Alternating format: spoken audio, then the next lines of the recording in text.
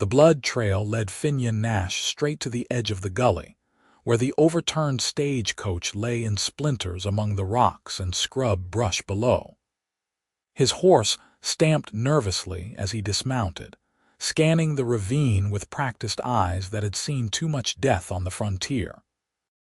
The coach's wheels still turned lazily in the wind, and luggage lay scattered like broken promises across the dusty earth.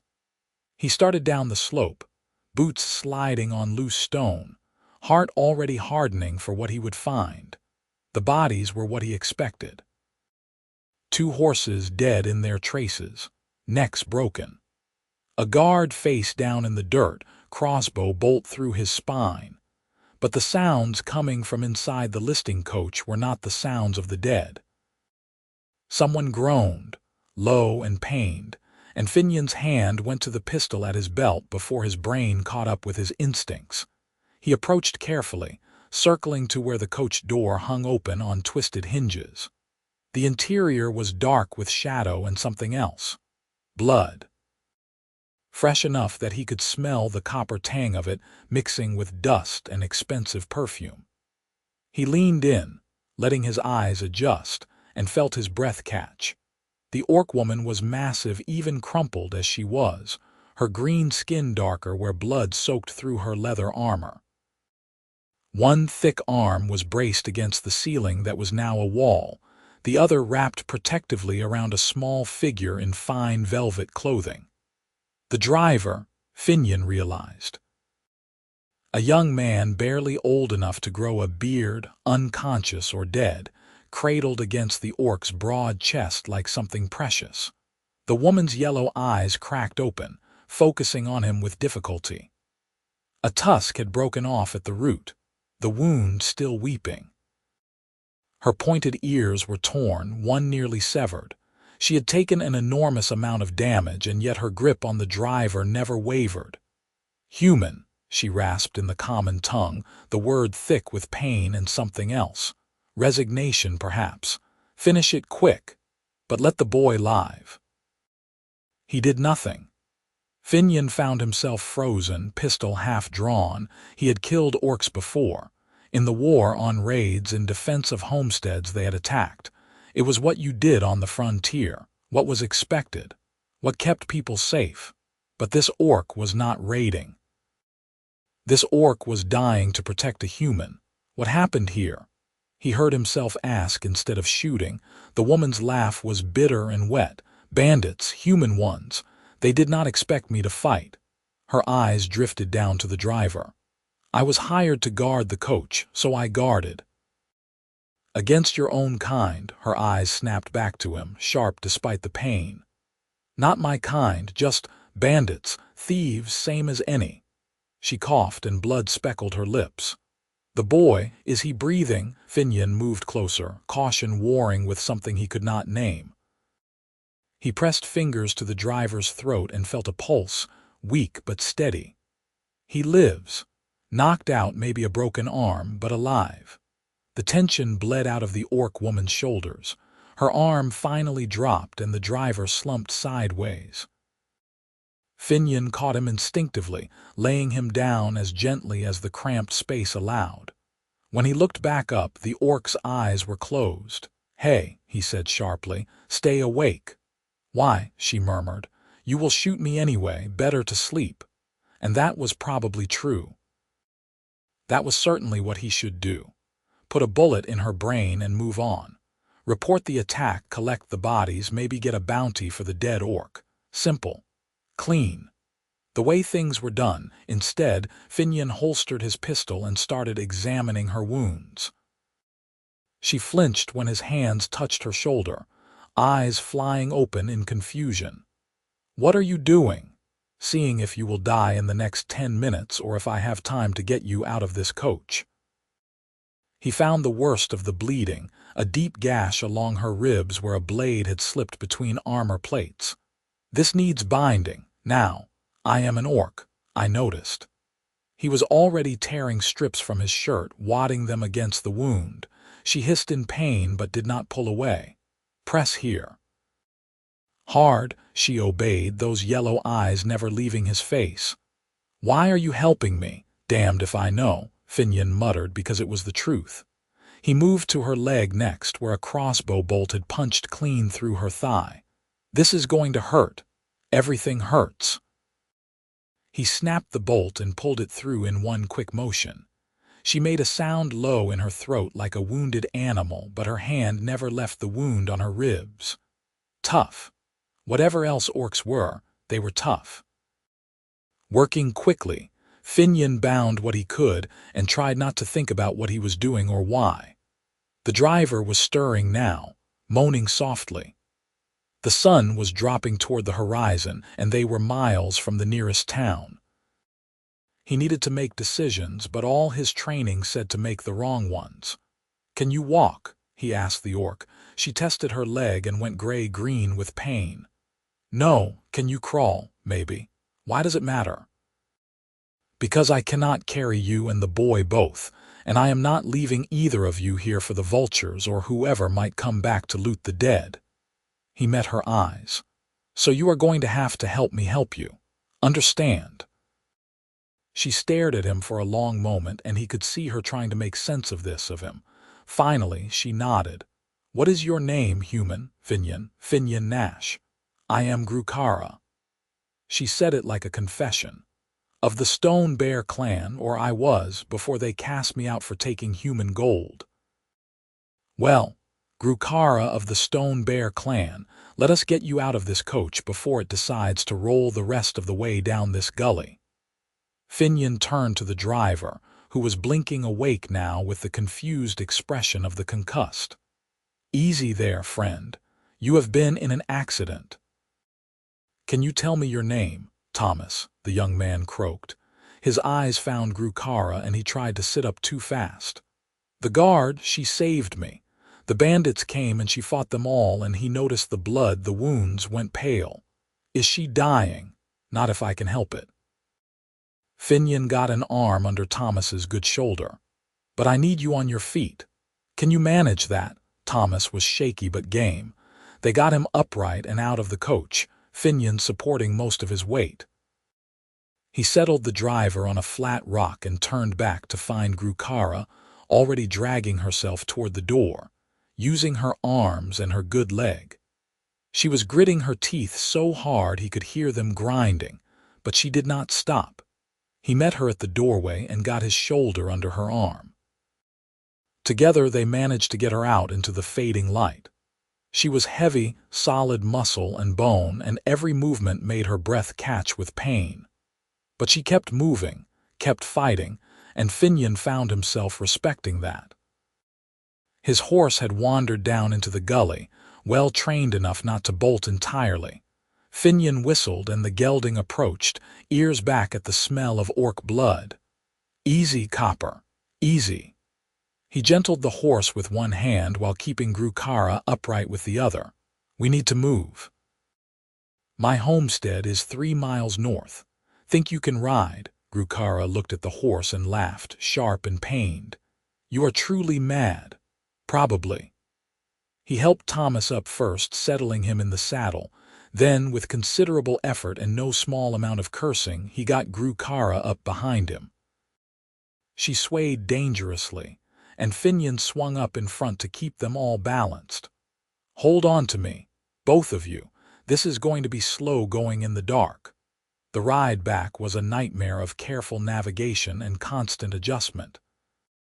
Thomas drifted in and out of consciousness, mumbling about bandits and blood. Grukara was too quiet, her breathing labored, her weight growing heavier as exhaustion and blood loss took their toll. Finnian kept talking to keep her awake, asking questions about the attack, about the coach's route, about anything to keep her engaged. "Why were you guarding a human stagecoach?" he asked as they forded a shallow creek. "Money," she said simply. "Mercenary work is all that is left to outcasts. Humans will hire orc muscle if it is cheap enough and they are desperate enough." The company was desperate. The route was dangerous. 3 coaches lost this month alone. They hired me because no human guard would take the job. A pause. "I needed the gold, needed to eat. Where is your clan?" East, in the mountains, but I cannot go back. Taking human coin made me unclean. There was no self-pity in her voice, just fact. This is the price of survival. Finnian had no answer for that. The frontier was hard on everyone, but he was starting to understand it was harder on some than others. He had his land, his homestead, his place in the human world. Grukara had nothing but what she could fight for. His cabin appeared finally in the moonlight, small and sturdy with smoke still rising from the breakfast fire he had banked that morning. A lifetime ago, it felt like now. He called out as they approached, though no one was there to hear. He lived alone, had for 3 years since his wife died of fever. The solitude had suited him, or so he told himself. Getting everyone down was harder than getting them up. Thomas nearly fell, and Grukara did fall, landing hard on her side with a grunt of pain. Finnian caught her before she could collapse completely and half-dragged, half-carried her to the cabin. The door was narrow, built for humans, and she had to turn sideways to fit through. He deposited her on the large rug near the fireplace, the only space big enough to accommodate her bulk. Thomas he put in the actual bed, stripping off the driver's torn jacket and binding his broken arm as best he could with splints and cloth. The young man was asleep before Finnian finished, which was probably for the best. He would wake sore and confused, but he would wake. Grukara was still conscious when Finnian returned to her, though barely. He built up the fire for light and heat, then knelt beside her with his wife's old medicine kit. I need to clean these wounds properly. The binding I did was just to stop the bleeding. Do what you must, she said. Her eyes tracked him as he worked, wary despite her weakness. You still have not said why you are doing this. You are hurt. I can help. That is reason enough. He peeled back the makeshift bandages and hissed at what he found. The rib wound was deep and angry, edges ragged. This needs stitching. Then stitch it. He did, working by firelight with needle and thread meant for leather work. She did not cry out, though her hands clenched into fists and her breathing went harsh and fast. When he finished, he packed the wound with a poultice his wife had taught him to make, herbs that fought infection and eased pain. The thigh was less severe but still serious. He cleaned it, packed it, bound it tight. Checked her head for injury and found a lump the size of an egg, though the skull seemed intact. She had taken a tremendous beating and survived through sheer stubbornness. Drink this, he said, offering water. She took it in shaking hands, draining the cup. He refilled it twice more before her thirst was satisfied. Thank you, she said finally, the words awkward in her mouth. I did not expect. Humans do not help orcs. This human does, apparently. Finnian sat back on his heels, studying her. In the firelight, her features were less monstrous than he had been taught to see them. The tusks were small, almost delicate. Her face was broad but not ugly, her eyes intelligent and expressive. She was simply different, and difference was not the same as evil. Get some rest. We will talk more in the morning. You are not afraid I will kill you in your sleep. If you wanted me dead, you would have tried by now. He moved to check on Thomas, satisfied the driver was sleeping naturally. Besides, you can barely move. I think I can take you. Her laugh was soft and surprised. Perhaps. Finnian made himself a bed on the floor between them, pistol within reach but not in hand. He did not think he would need it. Did not think Grukara was a threat, wounded as she was. But old habits died hard, and the frontier taught you to sleep light. He woke twice in the night. Once to Thomas crying out from a nightmare, easily soothed back to sleep. Once to Grukara trying to rise, her body betraying her with weakness. He helped her outside to relieve herself, keeping his eyes averted to give her what dignity he could. She leaned on him heavily on the way back, and he could feel fever building in her skin. Infection, he asked. Probably. Orc blood fights it better than human, but we are not immune. She lowered herself back to the rug with a groan. If I die, bury me away from the house. Orcs are said to poison the ground. You are not going to die, Finnian said firmly, and that is nonsense. Dead things rot the same regardless of what they were alive. You are strange for a human, so I have been told. Morning brought rain, steady and cold. Finnian woke to gray light and the smell of fever sweat. Grukara's skin was hot to the touch, her breathing shallow. He changed her bandages and found the wounds weeping but not putrid. The infection was there but not yet dangerous. More poultice, more water, more rest. Thomas woke confused but lucid, asking questions that Finnian answered as simply as he could. Yes, they had survived. No, they were not in town. Yes, the Orc guard was here and still alive. The driver took that last part harder than Finnian expected, insisting on seeing Grukara despite his broken arm and bruised body. She saved me, Thomas said, kneeling awkwardly beside her. The bandits were going to shoot me, and she threw herself in front of the bolt, took it in her leg for me. Grukara's eyes opened, focusing with difficulty. You paid for protection, I gave it. I am nobody, just a driver. You could have run. I do not run. She said it like an oath. I took the contract, I honor it. Thomas's eyes filled with tears and he reached out to clasp her hand. Thank you. I will never forget this. Never. Finnian left them to their moment and went to tend the animals and assess his supplies. The rain meant they would be stuck here at least another day, maybe 2. He had enough food for himself but not for 3, especially not with one of them being orc-sized. He would need to hunt, and soon. The next days fell into a pattern. Finnian hunted and cooked, tended wounds, and watched for signs of worsening infection. Thomas recovered quickly, youth and basic health serving him well. Within 3 days he was up and moving, helping with small tasks despite his splinted arm. He talked constantly, filling the cabin with stories of his life, his family, his dreams of buying his own coach someday. Grukara was slower to mend, but mend she did. The fever broke on the 2nd night, leaving her weak but clear-headed. By the 4th day she could sit up without help. By the 6th she was walking, limping heavily but mobile. She did not talk as much as Thomas, but she watched everything with those sharp yellow eyes. Finnian found himself watching her in return. The way she moved, efficient even when injured.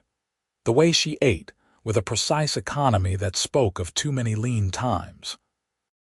The way she positioned herself always between any potential threat and Thomas, even here where the only threats were weather and boredom. You take your oath seriously, he observed one evening as they sat around the fire, bellies full of rabbit stew.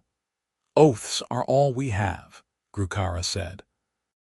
Humans think orcs are savage without honor, but we know what honor is. It is keeping your word when breaking it would be easier. It is protecting what you swore to protect, even unto death. Sounds like the soldier's code I learned in the war, her ears pricked forward. You were a soldier. Cavalry, 3 years on the Eastern Front. Against orcs, though he did not say it, did not need to, she would know. I mustered out when my wife got sick, stayed out after she died. I am sorry for your loss. The words were formal, careful. Finnian found himself smiling despite the old grief. Thank you. It was 3 years ago now. The pain fades, though the missing does not. No, she agreed quietly. The missing never does. They fell into silence, the fire crackling between them. Thomas had already gone to bed, worn out from helping with the day's chores. It was just the 2 of them, human and orc, sharing warmth and quiet. Why did you really help me? Grukara asked finally. You could have killed me, should have by your people's thinking. Instead you saved me. I do not understand. Finnian considered his answer, wanting to be honest. Because it was the right thing to do. You were hurt. You had protected Thomas at great cost to yourself, and—" He hesitated, then continued, "And because I am tired of killing. I did enough of it in the war, enough for a lifetime. You killed orcs." "I did. Do you regret it? Some of it?" "We were told you were all monsters, that you killed for pleasure and took human children for slaves. But the orcs I killed were just soldiers like me, following orders like me. They bled red same as my friends did. They died scared same as my friends did." He met her eyes. "So yes. I regret some of it, not the defense of my brothers but the hate that made it necessary." Grukara was quiet for a long moment. "I killed humans in that same war, cavalry even. Maybe I killed your friends. Maybe." Finnian stirred the fire with a stick. "But that was then. This is now. And right now you are not my enemy." "What am I then?" He looked at her, really looked. At the scars old and new that marked her green skin, at the careful way she held herself, ready for rejection or violence. At the hands that had killed but also protected, that had fought off bandits to save a human driver she barely knew. "A guest," he said finally. "And maybe, if you want, a friend." Her breath caught. "Humans and orcs are not friends. We could be." She studied his face, searching for lies or mockery. Finding neither, her expression softened into something wondering and fragile. "That would be good. I think that would be good." The days stretched into 2 weeks, then 3. Thomas sent word to the coach company via a passing trader, reporting the attack and his survival. They sent back instructions to return when able and assurances that his wages would be held. The young man was in no hurry, content to stay and help Finnian with the endless work of maintaining a frontier homestead. Grukara stayed too, though her wounds had healed enough for travel. She made herself useful, splitting wood with an axe that looked like a toy in her hands, hauling water, hunting with a skill that put Finnian's marksmanship to shame. She was careful to ask before doing anything, aware she was a guest in a human home, but Finnian found himself welcoming her help. More than her help, he found himself welcoming her company. She had a dry sense of humor that caught him off guard, making observations about Thomas's chattiness or the squirrels that raided his grain stores that were unexpectedly funny. She was well-traveled, having been to places Finnian had only heard of, and her stories of far-off lands filled the long evenings. And she was kind in quiet ways, noticing when he was tired and taking over his tasks, leaving the choicest parts of kills for him and Thomas. Teaching the driver some of the orc combat techniques that had kept her alive in the bandit attack, Finnian caught himself thinking about her at odd moments, wondering what she thought of his cooking, his home, his life, noticing the way firelight turned her green skin gold, appreciating the strength in her arms, the grace in her movements despite her size. It was dangerous thinking, foolish thinking. She was orc and he was human, and there were lines that should not be crossed. But the heart did not care about lines. The realization that he was falling for her came one morning while they were working in the garden together. She was helping him harvest vegetables, her large hands surprisingly gentle with the delicate plants. The sun caught her hair, dark and thick, and she laughed at something Thomas said from where he was hanging laundry. The sound was rich and warm, and Finnian felt his chest tighten with an emotion he thought he had buried with his wife. He looked away quickly, focusing on the tomatoes with more attention than they deserved. This was madness. He could not feel this way, could not let himself feel this way. Nothing good could come of it, but the heart, as noted, did not care. Thomas left at the start of the 4th week, hugging them both and promising to visit when his route brought him this way again. He pressed a pouch of coins into Finnian's hand despite protests, payment for the care and shelter. He gave Grukara a carved wooden horse he had made during his recovery, small and crude but heartfelt. "You are the bravest person I have ever met," he told her seriously. "I hope we meet again." "Stay safe, little brother," she said, and Finnian heard the affection in her voice. "And watch for bandits." Then it was just the two of them. The cabin felt larger and smaller at the same time. Larger without Thomas's constant chatter, smaller with just Finnian and Grukara navigating the space. They were excruciatingly polite those first few days, like strangers instead of people who had lived together for nearly a month. Finnian knew he should tell her to go, should thank her for her help and send her on her way before this feeling in his chest grew any stronger. But every time he opened his mouth to do it, different words came out. "Could you show me that snare technique you mentioned? What do you think about expanding the garden? Would you like to try the berry wine I have been saving?" She stayed, and stayed. And somewhere in the staying, the politeness faded back into comfort. They fell into routines, splitting the work of the homestead between them. She was stronger, he was more familiar with the land. Together they accomplished more than he had managed alone in 3 years. The garden expanded. The wood pile grew to impressive size.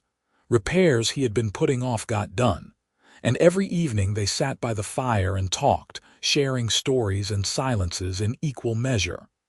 "You miss your clan?" he asked one night.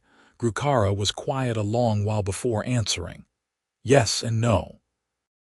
I miss the belonging, the sense of purpose. But I do not miss the judgment, the rigid thinking. They could not understand why I would work for humans, could not see past old hatreds to new possibilities. Is that what I am? A new possibility?" She looked at him, and there was something in her eyes that made his breath catch. "You are, unexpected, in the best way." He wanted to kiss her.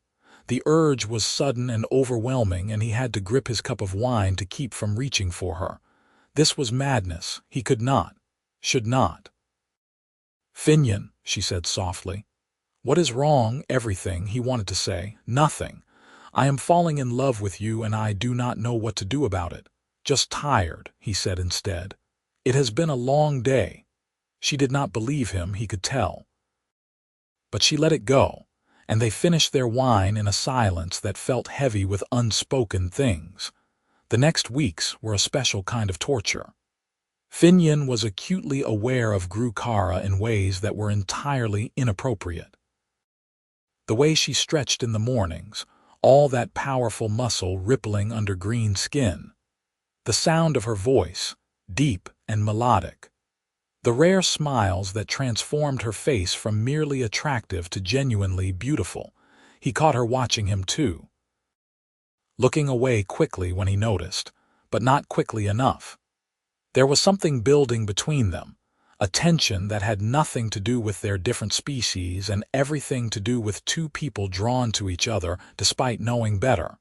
The breaking point came during a storm. It rolled in fast and violent, the kind of frontier tempest that could tear roofs off and uproot trees. Finnian and Grukara worked frantically to secure everything, hauling tools into the barn, shuttering windows, bringing in anything that could blow away. They were both soaked through when they finally stumbled back into the cabin, thunder shaking the walls. Grukara was laughing, exhilarated by the fight against the elements. Water streamed from her hair, and her clothes clung to her in ways that made Finnian look away quickly. "I will get the fire built up," he said, busying himself with kindling. "You should change into something dry." She disappeared into the corner he had given her for privacy, and he heard the rustle of wet leather being peeled off. He focused very hard on the fire, on coaxing flame from tinder, on anything but the knowledge that she was undressing mere feet away when she emerged wrapped in a blanket, her hair still damp and hanging loose. He felt something crack in his chest. "Finnian." She moved to stand beside him at the fire. "We need to talk." "About what?" He knew exactly what, but he was not ready. "About this." She gestured between them. "About what is happening here." "Nothing is happening, liar." but she said it gently without accusation. "I see how you look at me. The same way I look at you when you are not watching." His hand stilled on the poker. "Grukara, I know it is forbidden. I know humans and orcs do not, that we should not." She struggled for words, and he could hear the longing beneath them. "But I have never felt this way before. Never wanted to stay somewhere with someone. You make me feel safe. Welcome. Like I could belong here." "You do belong here," he said before he could stop himself. "You have belonged here since the day I brought you home. Then why do we keep pretending we do not feel what we feel?" He turned to face her fully, seeing his own desire and fear reflected in her eyes. "Because if we acknowledge it, everything changes. People will not understand. Your clan, my neighbors, the whole damned frontier. They will see us as wrong, unnatural. I do not care what they see." She took a step closer. "I care what you see, what you want. I want you." The words escaped like a confession, raw and true. "I have wanted you for weeks now, but wanting and having are not the same thing. They could be." Another step and she was close enough to touch. "If we are brave enough." The storm raged outside, but inside was warm and quiet. Finnian reached up to cup her face, his hand looking so small against her green skin. She leaned into the touch, eyes closing. "I am afraid," he admitted. "Afraid of what this means. Afraid of losing you like I lost her. Afraid of not being enough." "You are enough." Grukara's hand covered his, dwarfing it. "You were enough the moment you chose to save me instead of kill me. Everything since then has been a gift I never expected." He drew her down and kissed her finally. Her tusks pressed against his lips, strange but not unpleasant. She tasted of rain and smoke and something uniquely her. The kiss was gentle at first, tentative, two people learning each other's shape. Then her arms came around him, careful of her strength, and he pressed closer, and gentle became urgent. They broke apart, breathing hard, foreheads resting together. "Stay," Finnian said. "Not as a guest, not as a friend, stay as mine." "Yes," Grukara breathed. "Yes." They made love that night to the sound of the storm, learning each other with hands and mouths and whispered words. She was strong but so careful, afraid of hurting him. He was reverent, treating her like something precious. Their differences became discoveries rather than obstacles, and what they created together was entirely their own. After, they lay tangled together on his bed that barely fit her, listening to the rain gentle into a patter. Finnian traced the scars on her skin, each one a story she told him. She ran her fingers through his hair, marveling at the softness of it.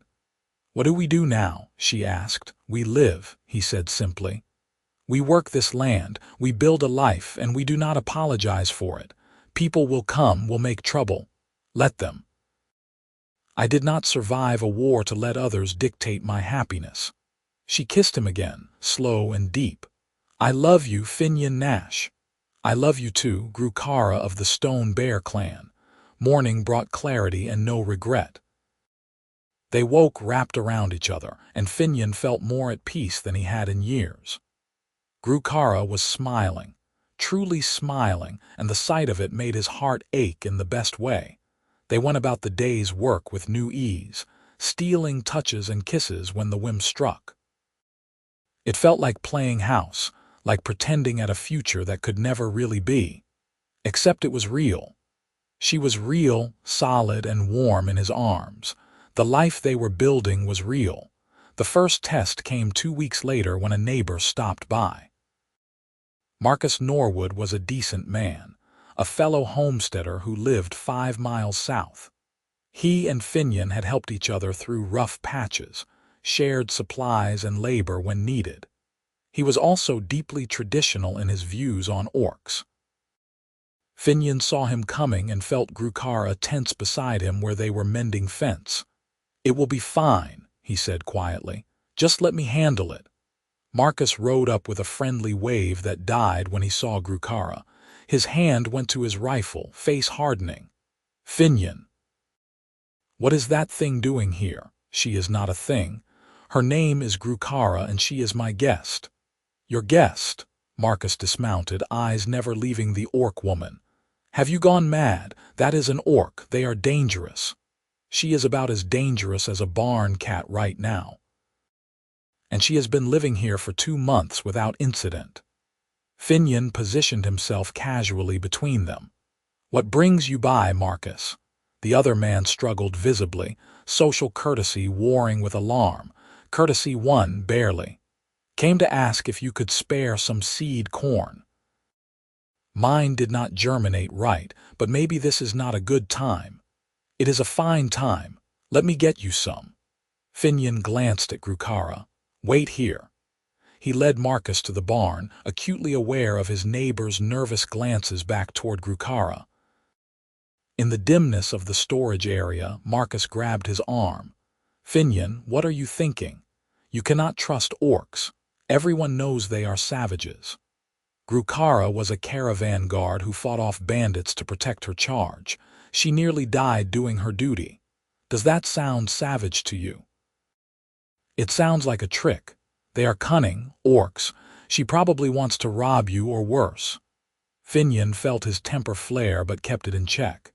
She has had 2 months to rob me, 2 months to slit my throat in my sleep. Instead, she has helped me fix this place up, shared her hunting skills, and been better company than most humans I know. Marcus looked at him closely, and Finnian saw the moment understanding dawned. Oh hell! Finnian, tell me you have not what? You know what? Tell me you are not that foolish. Finnian met his eyes steadily. I am in love with her and she with me, and I would appreciate it if you could keep that information to yourself. Marcus recoiled like he had been slapped. You cannot be serious. Humans and orcs do not. That is unnatural. Wrong. Why? Because someone told you it was. Because you have never seen it before. Finnian grabbed the seed corn, shoving it into a sack. I was married to a human woman, loved her with everything I had, and I thought that was the only love I would ever know. But Grukara showed me different. Showed me that connection does not care about skin color or species. The church can keep its opinions. I stopped going to services when they told me my wife died because I had not prayed hard enough. I do not need their blessing for this. Marcus took the seed corn with shaking hands. People will not accept this, Finnian. You will be cast out, shunned. Then I will be shunned. He walked back out into the sunlight where Grukara waited, standing tall despite the fear he could see in the set of her shoulders. But I will not give her up. Not for you, not for anyone. The other man mounted his horse, face troubled. I am sorry, friend, but I cannot support this, cannot be party to it. I am not asking you to be party to anything, just asking you not to spread talk that could get us hurt. Marcus looked between them, then away. I will not lie if asked. But I will not volunteer the information either. That is the best I can offer. Then I thank you for that much. Finnian watched him ride away, feeling the first cracks in his old life spreading. That went about as well as could be expected. Grukara came to stand beside him, her presence solid and grounding. He will tell others. Probably not intentionally, but it will come out. He took her hand, lacing their fingers together. Are you ready for what that means? Are you? He thought about it honestly. The friends he might lose. The community that might reject him. The danger they could face from those who saw their love as abomination. Then he looked at Grukara, really looked at her. At the woman who had fought bandits to protect a stranger. Who had faced death with courage and honor. Who laughed at his bad jokes and kissed him like he was precious. Who made him feel alive again after 3 years of just existing.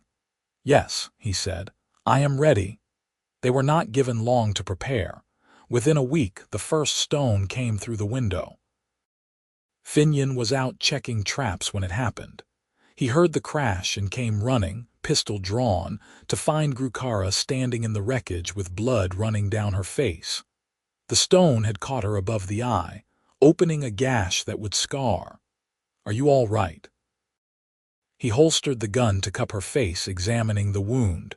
Fine, just surprised. She picked up the stone, and Finnian saw the word carved into it. Monster.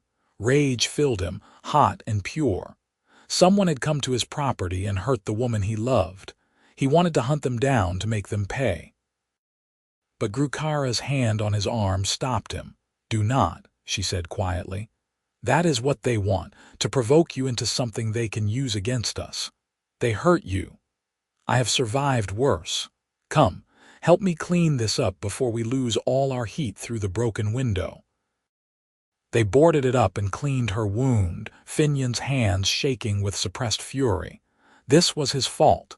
He had known there would be consequences, but knowing and experiencing were different things. We could leave, he said as he stitched the cut closed. Go west where no one knows us. Start fresh. Run, you mean. Retreat strategically. She smiled despite the pain. I did not take you for a coward, Finnian Nash. I am not a coward. I am a man trying to keep the woman he loves safe. Then fight. Not with your fists or your gun, but by living. By refusing to be ashamed or hidden. She caught his hand. We have done nothing wrong. Let them see that. He wanted to argue but could not. She was right.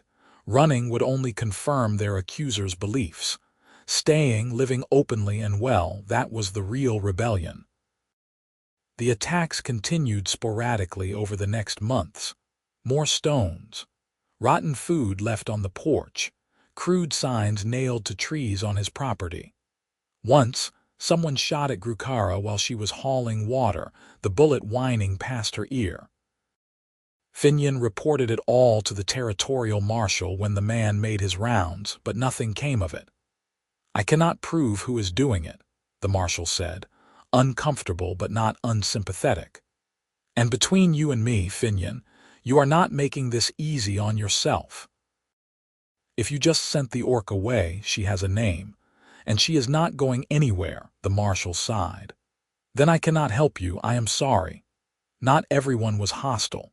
Thomas visited as promised, bringing gifts and stories and fierce loyalty. A few of the other homesteaders, people who valued competence over prejudice, continued to trade with Finnian. And slowly, grudgingly, even some of the hostile ones began to soften when they saw that Finnian's homestead was thriving in ways it never had when he worked alone. Grukara won them over in small ways, helping a neighbor whose barn caught fire, working through the night to save his animals, tracking a lost child through the woods and returning her safe to her grateful parents, sharing game when hunts went well.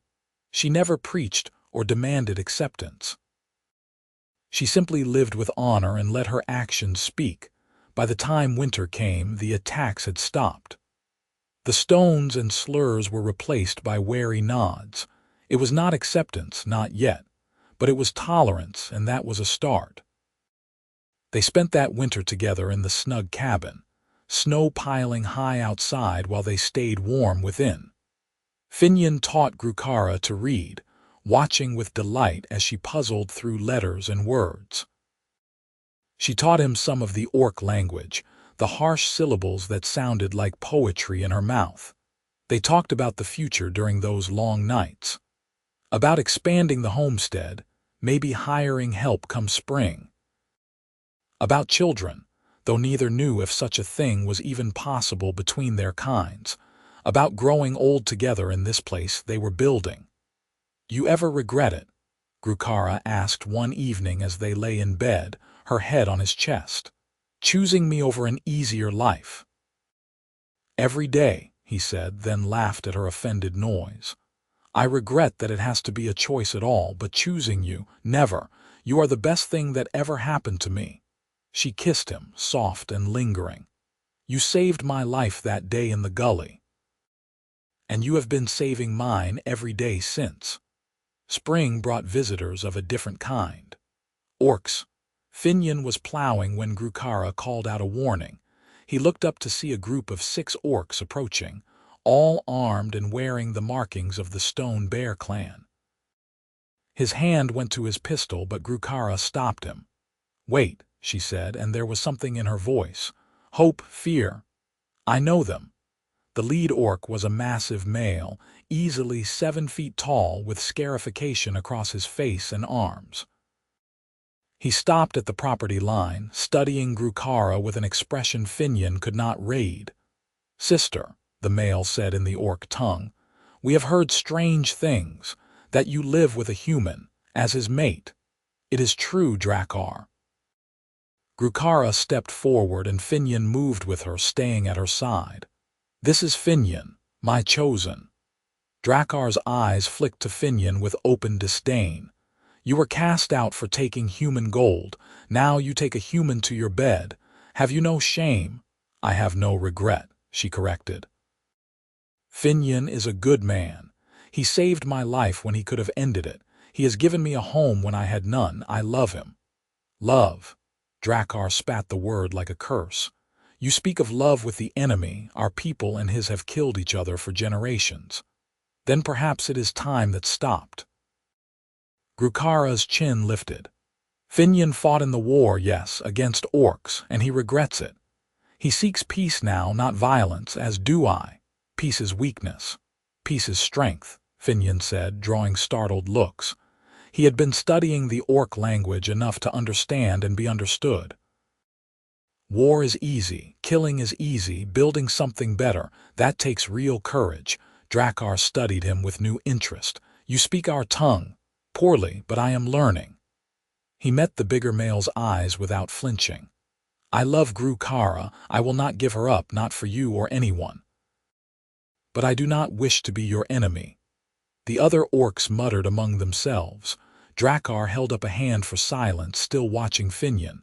You are small for a warrior, weak. Perhaps, but I am hers and she is mine, and I will defend that with everything I have. Something shifted in Drakar's expression. Not quite approval, but acknowledgement. The clan does not recognize this union. Grukara remains outcast.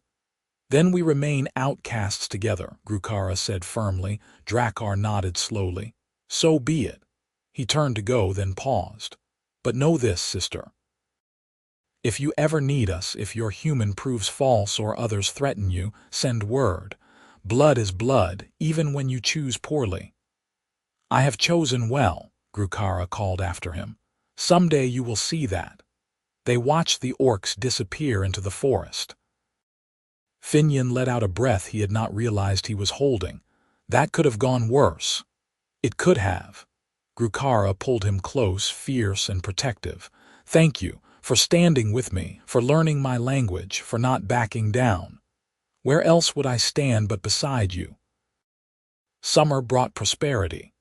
The crops came in strong, better than any year Finnian could remember.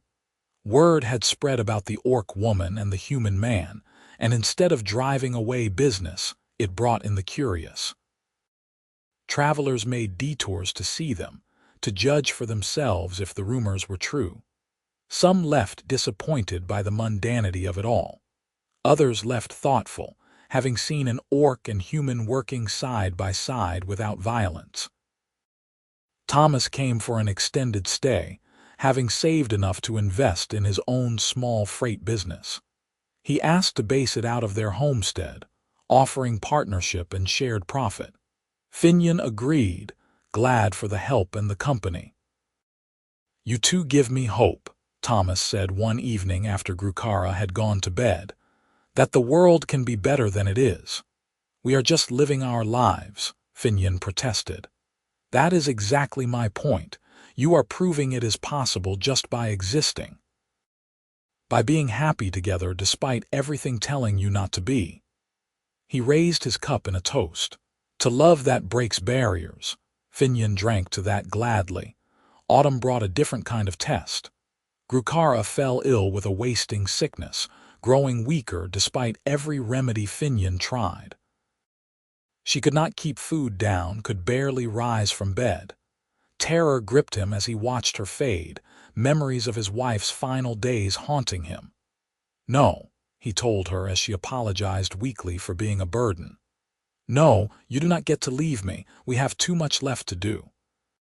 He rode for 2 days to reach the nearest orc settlement, swallowing his fear to beg for help from people who had every reason to refuse him.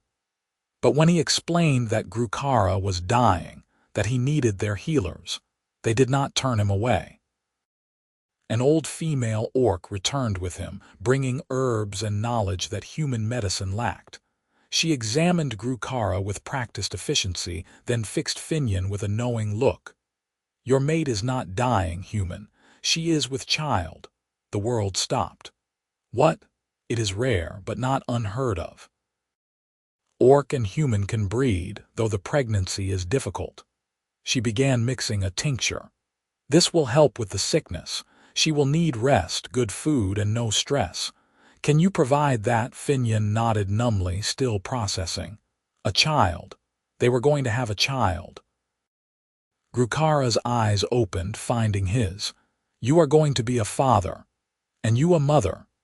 He kissed her forehead, her cheeks, her lips. "We are going to have a family." The old healer stayed a week, teaching Finnian what to watch for, how to care for Grukara through the pregnancy. She was gruff but not unkind, and before she left she clasped his arm. "You love her truly. I see it. Treat her well, human. She is precious." "I know," Finnian said, "and I will." The pregnancy was hard as warned. Grukara was sick more often than not, her body struggling to nourish a child that was half something it had never made before. But she was also radiant, glowing with joy even through the discomfort.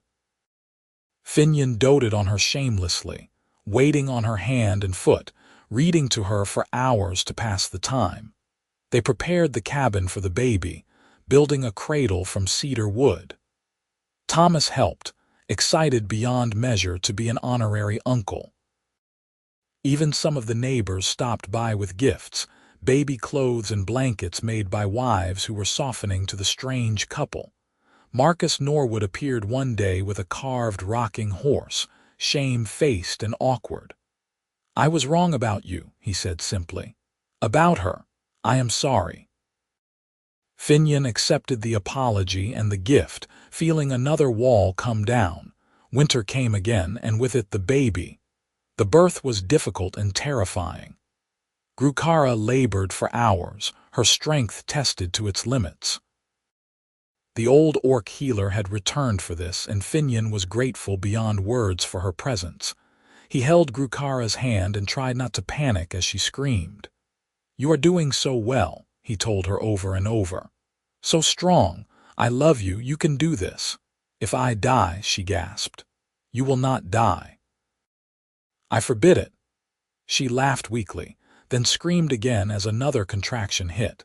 The baby came at dawn, sliding into the world with a cry that was the most beautiful sound Finnian had ever heard.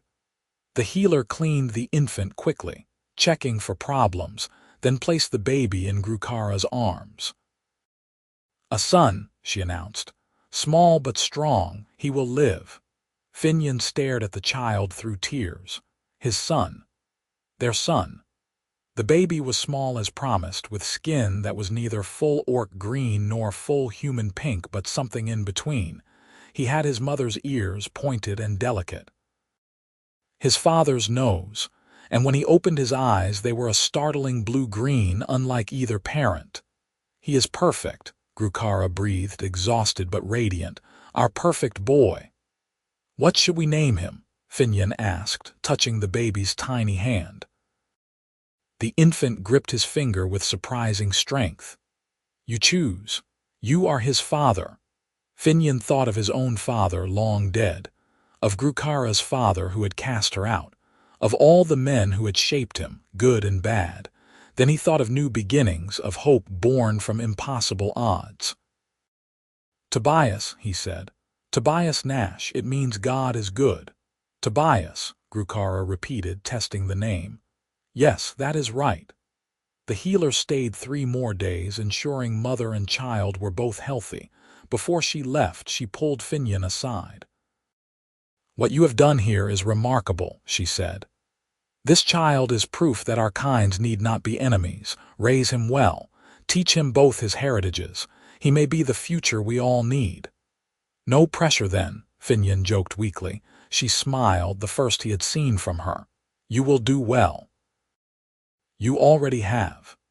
Spring came with new life in more ways than one. Tobias grew quickly, already showing signs of strength from his orc blood and curiosity from his human side. He was a happy baby, laughing often and sleeping rarely, keeping his parents exhausted but joyful. Word of the half-orc child spread far and wide. Some came to see him with hostility, but most came with curiosity.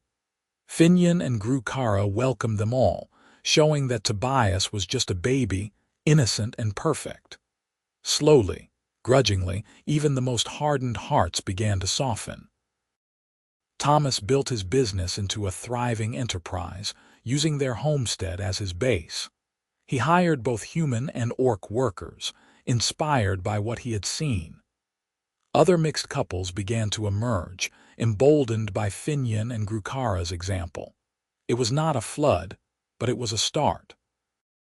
Marcus Norwood became a true friend, his children playing with Tobias as they all grew. He admitted one day that seeing Grukara as a mother had changed everything for him. She is so gentle with him, he said, watching her cradle the baby. So loving. I could not keep seeing her as a monster when she so clearly was not. Thank you for giving her a chance, Finnian said. Thank you for showing me I was wrong. Years passed in a blur of planting and harvest, of watching Tobias grow from baby to toddler to boy. He was bright and strong, learning quickly in both common and the orc tongue. He knew his father's trade and his mother's hunting skills. He was loved by both communities, a bridge between worlds. On Tobias's 5th birthday, Grukara returned. The old orc warrior looked older now, grayer but still formidable. He came with a delegation from the Stone Bear clan, bearing gifts and something else. An apology. We were wrong to cast you out, Grukara, Grukara said formally, speaking so all could hear. You have lived with more honor than many who claim it. You have raised a son who embodies the best of both our peoples. The clan would welcome you back if you would return. Grukara looked at Finnian, then at Tobias playing with his friends. At the homestead they had built together the life they had created. Then back to Grukara. I am honored, she said carefully. But my place is here, with my mate, with our son, with the community we have built, she smiled. You are welcome to visit, brother, welcome to know your nephew. But this is my home now. Grukara nodded, respect clear in his eyes. Then we will visit, and we will tell the clan that the Stone Bear's daughter has found her place, and it is a good one. The celebration that day brought together humans and orcs, something unheard of just years before. They ate and drank and shared stories, and for a few hours the old hatreds were forgotten in favor of new friendships. Finnian found Grukara watching it all from the porch, Tobias asleep in her arms. He sat beside her, putting his arm around her shoulders. We did good, he said quietly. We did, she agreed. Better than I ever dreamed. Do you remember that day in the gully, when I found you bleeding and protecting Thomas? I remember thinking I was going to die, and being angry that I would not complete my contract. I am glad you did not die, she laughed softly. As am I. I love you, Grukara, from that day to this day to all the days we have left. She turned to kiss him soft and sweet. And I love you, Finnian Nash, my savior, my mate, my heart. Tobias stirred between them, mumbling in his sleep. They looked down at their son, at the impossible miracle of his existence, and felt the weight of what they had built together. It had not been easy. It had been hard and painful and frightening at times, but it had been worth it. Worth every stone thrown, every slur endured, every moment of doubt. Because they had proven that love was stronger than hate, that understanding could overcome prejudice, that two people from different worlds could build one world together. And in the end, that was all that mattered. The years continued to unfold with a gentle rhythm that Finnian had never expected to find again after losing his first wife. Tobias grew tall and strong, showing more of his orcish heritage in his build but his human side in his features. By the time he was 10, he could out-hunt most adults and out-think most children twice his age. He was the pride of both his parents and the darling of the community that had learned to embrace what he represented. The homestead expanded into something more substantial. What had started as Finnian's small cabin and garden became a proper farm with hired hands, both human and orc. Thomas's freight business anchored there, creating jobs and bringing steady traffic through the area. The property became known as a neutral ground where both species could meet and trade without fear or judgment. Finnian and Grukara became unofficial mediators for disputes between humans and orcs in the region. Their success in bridging the divide made them trusted by both sides, and they spent many evenings helping negotiate trade agreements or settle conflicts that might once have led to bloodshed. It was exhausting work, but important, and they did it gladly. More children came, though not as many as Finnian had secretly hoped for. The old healer had been right that such pregnancies were difficult, and after Tobias, Grukara suffered 2 miscarriages that nearly broke them both. But then came Alara, a daughter with her father's eyes and her mother's strength, and 2 years later, Matthias, small and clever and quick to laugh. The cabin had to be expanded twice to hold them all, and the sound of children's laughter filled spaces that had once been silent with grief.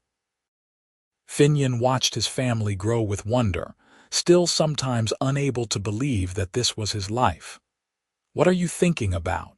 Grukara asked him one evening. They were alone for a rare moment, the children visiting with Marcus's family. She was mending clothes while he whittled a new toy for Matthias. "Just that I am happy," he said honestly. "Truly, deeply happy. And I did not think I would ever feel this way again after losing Alina." Grukara set down her mending to take his hand. "She would be glad, I think." "That you found love again, found life again. I hope so." He squeezed her fingers. "I used to feel guilty about it, like loving you somehow betrayed her memory, but I have come to understand that the heart is not a finite thing. It can hold multiple loves without diminishing either of them." "You are wise for a human," she teased gently. "I had a good teacher." They sat in comfortable silence, the kind that only came from years of partnership. Outside, the sun was setting over land they had worked together, over a community they had helped heal. It was not perfect. There were still those who could not accept them, who saw their union as wrong or their children as abominations. But those voices grew quieter each year, drowned out by the evidence of a family that thrived on love rather than hate. When Tobias turned 16, he came to them with a question that had clearly been weighing on him. They were at dinner, the whole family together, when he put down his fork and looked between his parents. "I want to do a pilgrimage," he said, "like the orc warriors do when they come of age. Travel to the clan lands, learn about Mother's people, prove myself." Finnian's first instinct was to refuse. The journey was dangerous and Tobias was still young, but Grukara's expression stopped him. She was proud and sad at once, and he knew she had been expecting this. "It is a good idea," she said slowly. "You should know both halves of your heritage. Your father can teach you human ways, but I can only teach you so much of being orc without the clan." "You want him to go?" Finnian asked, trying to keep the worry from his voice. "I want him to be whole. To understand all of what he is." She looked at their son. "But it is dangerous. The clans are not all as accepting as the stone bears have become. Some will see you as an aberration. Some may try to hurt you." "I can handle myself," Tobias said with all the confidence of youth. "You have both taught me well." And that was true. He could shoot as well as Finnian, track as well as Grukara, and fight with both orc and human techniques. But knowing how to fight and being willing to kill were different things, and Finnian worried about sending his gentle-hearted son into a world that might demand violence. They talked long into the night, weighing risks and benefits. In the end, they decided to allow it with conditions. Tobias would not go alone. Grukara, who had become a frequent visitor and unofficial uncle to the children, would escort him and make introductions to the various clans. He would be gone 6 months, no more, and would send word regularly. The day he left, Grukara held him so tight Finnian thought she might break something. "Remember who you are," she told him fiercely. "Both parts. You are not less for being half, you are more. Never let anyone tell you different. I won't, mother." Tobias hugged Finnian next. "Take care of them, father. I will be back before you know it." "You better be," Finnian said gruffly. "Someone has to help with the harvest." They watched him ride off with Grukara, 2 figures growing smaller against the horizon. Grukara leaned into Finnian's side and he felt her shaking. "He will be fine," he said, as much to convince himself as her. "He is strong and smart. Grukara will keep him safe. I know, but he is my baby. It is hard to watch him go. He is growing up. That is what they do." "I do not have to like it," Finnian laughed despite his own worry. "No, I suppose you do not." The months Tobias was gone were hard. They went about their routines, cared for the other children, managed the homestead. But there was an emptiness that his absence left, a hole at the dinner table and in their hearts. The letters he sent helped, full of descriptions of the places he saw and the orcs he met. Some clans welcomed him, curious about this half-human hybrid. Others were hostile, but Grukara's presence and Tobias's own diplomatic skills kept things from turning violent. He returned in the spring, taller and broader, with new scars and new confidence. The family descended on him with hugs and questions, and he laughed and answered as best he could, clearly happy to be home. Later, when it was just the 3 of them, he told his parents the most important thing. "I met others," he said quietly. "Other half-orcs, other mixed children. There are more of us than I thought. We are starting to be not just accepted but sought after. Our ability to move between both worlds, to speak both languages, to understand both cultures, we are becoming valuable." "That is good," Grukara said, "but you must be careful not to be used. Your value is in being yourself, not in being a tool for others." "I know, mother, you taught me that," he smiled. "But it gave me hope, that what you and father started here is spreading. That maybe someday it will not matter if you are human or orc or something in between." "That is a good dream," Finnian said.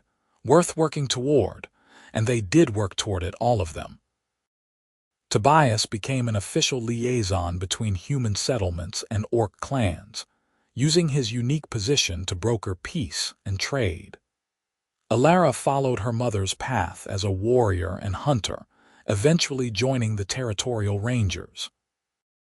Matthias took after Finnian, becoming a farmer and builder who designed structures that could house both human and orc families comfortably. The years turned into decades. Finnian's hair went gray, then white. Grukara's green skin became lined with age, though her strength never fully faded. They watched their children grow and marry and have children of their own. Tobias wed a human woman who loved him for exactly who he was. Alara chose an orc warrior from a northern clan. Matthias married another half-orc, a girl who had grown up with similar struggles and understood him completely. The grandchildren came in a glorious mix of features and abilities. Some looked more human, some more orc, all of them perfect. The homestead rang with their laughter and their arguments, with the sounds of family in all its messy glory. On their 30th anniversary of the day they met, Finnian took Grukara back to the gully where it had all started. They were older now, slower, but still strong in the ways that mattered. They stood at the edge looking down at the spot where the stagecoach had crashed. "I remember thinking I was done," Grukara said softly, "that my life was over. I had lost my clan, nearly lost my life, and then this stubborn human decided to save me instead of shoot me." "Best decision I ever made," Finnian said, "besides proposing to you, of course." They had married 10 years after they met, in a ceremony that blended human and orc traditions. Marcus had stood up for Finnian, Drakkar for Grukara. It had been small and strange and absolutely perfect. "I never asked," Grukara said suddenly. "In all these years, do you regret it, any of it? The hardships we faced, the battles we fought, the sacrifices we made." Finnian turned to face her fully, taking her face in his hands the way he had that first time he kissed her. "Not for a single second. You gave me back my life when I thought it was over. You gave me children and purpose and joy. You gave me a reason to be better than I was. How could I possibly regret that?" She kissed him, and it was as sweet and fierce as it had been 3 decades ago. "I love you, Finnian Nash. And I love you, Grukara Nash." They had given her his name at the wedding, another small rebellion that had become accepted over time. "Until my last breath and beyond." They returned home as the sun set, walking slowly, hand in hand. The homestead sprawled before them, much larger than it had been but still recognizably the same at its heart. Lights shone in windows. Smoke rose from chimneys. Voices called out greetings as family members spotted them returning. This was what they had built together. Not just a farm or a house, but a home, a sanctuary, a place where love mattered more than species, where family was defined by choice rather than blood, where the future was being written one day at a time by people who refused to accept the limitations others tried to impose. They had started with a chance encounter in a wrecked stagecoach, an orc woman protecting a human driver, and a human man choosing mercy over murder. From that single decision had grown something beautiful and enduring. Something that would outlast them both, carried forward by their children and grandchildren and all the lives they had touched. As they entered the house to the chaos and warmth of family dinner, Finnian looked at Grukara and saw his entire world reflected in her yellow eyes. She smiled, small tusks catching the lamplight, and he smiled back. They had found love in the least likely of places. They had fought for it, protected it, nurtured it through everything the world threw at them. And in the end they had won. Not because the world changed to accept them, though it slowly had, but because they refused to let the world's opinions define their happiness. That night, lying in bed with Grukara's head on his shoulder and the sounds of their family settling in around them, Finnian felt a peace so profound it was almost painful. This was enough. More than enough. This was everything. "What are you thinking about now?" Grukara murmured sleepily. "That if I died tomorrow, I would die happy and satisfied. We did good, my love. We built something that will last. We did. But you are not allowed to die tomorrow. I forbid it." He laughed softly. "Fair enough. I suppose I can stick around a bit longer. Good. I am not done with you yet." They fell asleep like that, wrapped around each other, two souls that had found their perfect match against all odds. Outside, the frontier stretched vast and wild, full of dangers and wonders. But inside, there was only warmth and safety and love. The story that had started with blood and pain, and unlikely, mercy had become something beautiful. A testament to the power of choosing compassion over hate, understanding over fear, love over everything else. And though the world would continue to turn and change, though new challenges would come and old prejudices would occasionally resurface, the foundation they had laid would hold. Because it was built on the strongest possible material. Two people who loved each other enough to fight for a better world, not someday, but right now, one decision at a time. Years later, when they were both very old and their children were preparing to scatter their ashes together under the oak tree they had planted the year Tobias was born, people would still tell the story of the human man who found an orc woman dying in a wrecked stagecoach, who chose to save her instead of kill her, who fell in love and stayed in love despite everything. And those who heard the story would understand, perhaps for the first time, that love was not bound by the arbitrary divisions of race or species or tradition. That it was, in fact, the only thing powerful enough to overcome those divisions entirely. Finnian and Grukara Nash had proven that, had lived it every day of their lives together. And in doing so, they had changed their small corner of the world forever, ripples spreading out in ways they could never fully measure but always hope for. In the end, that was their real legacy. Not the prosperous homestead or the successful children or the treaties they had helped negotiate, but the simple, profound proof that different kinds of people could not only coexist, but thrive together, building something neither could have built alone.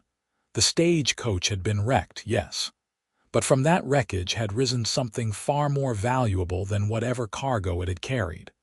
Hope, love, and the unshakable belief that tomorrow could be better than today if people were brave enough to make it so.